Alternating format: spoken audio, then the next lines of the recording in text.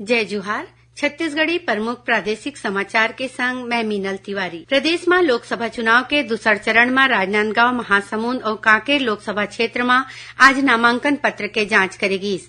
राजनांदगांव संसदीय क्षेत्र में 23 उम्मीदवार मन नामांकन भरीन, एमा 19 नामांकन वैध पाए गे हे। महासमुंद क्षेत्र बर 19 अभ्यर्थी नामांकन भरीन, जेमा एक निर्दलीय प्रत्याशी के नामांकन रद्द हो गए। कांकेर लोकसभा क्षेत्र ले 10 अभ्यर्थी मन नामांकन भरीन, जेमा 9 नामांकन वैध पाए गिस। अभ्यर्थी 8 अप्रैल तक अपन नाम वापिस ले सकही। ये चरण में 26 अप्रैल के मतदान होही। काली कवर्धा के सरदार पटेल मैदान में राजनांदगांव ले भाजपा उम्मीदवार संतोष पांडे के पक्ष में मध्य प्रदेश के मुख्यमंत्री मोहन यादव और छत्तीसगढ़ के मुख्यमंत्री विष्णुदेव साय सभा ल संबोधित करही। प्रधानमंत्री नरेंद्र मोदी 8 अप्रैल के छत्तीसगढ़ के एक दिवसीय दौरा में बस्तर आही।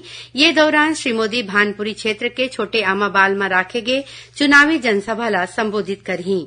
राजधानी रायपुर के गुढ़ियारी के रामनगर क्षेत्र में बिजली विभाग के सब डिवीजन परिसर में आज भीषण आग लग गई। ये आग करीबन 1.5 एकड़ क्षेत्र में फैल गए है। फायर ब्रिगेड के 10 ले ज्यादा गाड़ी आगी बुताए में जुटे है। प्रशासन कोतिले घटना स्थल के तीर्थखार में रहवैया परिवार ला सुरक्षित जगह में अमराए जाथे। आकाशवाणी रायपुर ले प्रसारित होवैया हिन्दी प्रादेशिक समाचार बुलेटिन के बेरा में अवैया 7 अप्रैल ले फेर बदल करे जाथे। 7 अप्रैल ले ये प्रादेशिक समाचार बुलेटिन संजा 7:05 के जगह में संजा 6:45 में सुने जा सके। दंतेवाड़ा और बीजापुर जिला के सीमावर्ती क्षेत्र के जंगल में आज सुरक्षा बल संग हुई मुठभेड़ में एक माओवादी मारे गए है। उन्हें जवान मन हा ये मुठभेड़ में कई आने माओवादी के घायल होए के दावा करे हैं।